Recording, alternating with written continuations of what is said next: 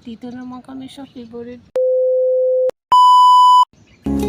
I see stars in your eyes. I see stars in your eyes.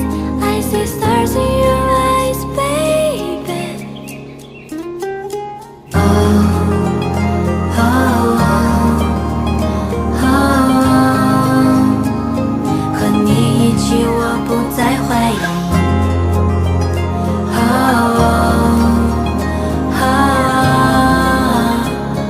因为你就是我，我就是你。 So yun nga guys, si Misha yun, nasa favorite place nga kami niyan. Kami lagi nagtatambay dyan sa basketball court na yan. Kasi sa itong vlog namin, yung vlogger girl, yung mga kalaman, wala lang kasi kami ipapakita sa inyo. Yan yun naman panoorin, skip nyo na lang, saka nyo na lang balikan. Kung nyo nang manood. Watch mo nga yan dyan sa Ibon. Sa Ibon na yan sa amin, Cordion. O, diba? Lagay ko nga yan sa harapan ni Misha yung mangga na yan. Load ko lang yan kahapon. Sabi ko nga sa kanya, pahingi naman ako niyan.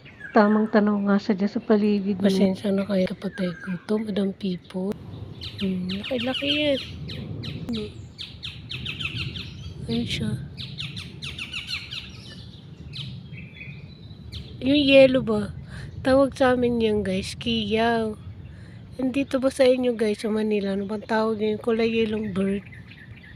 Yun siya. Daming bird yun, no? Kaya nag-iingay sila.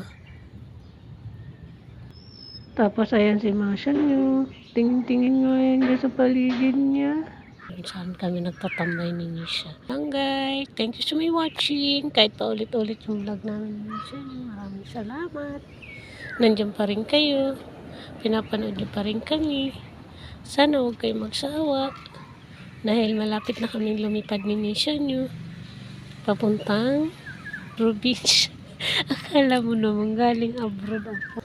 Feeling lang namin galing kaming abroad ni Masha nyo. Kaya abang-abang lang dyan. Uuwi na kami ni Masha. Uuwi na si Masha.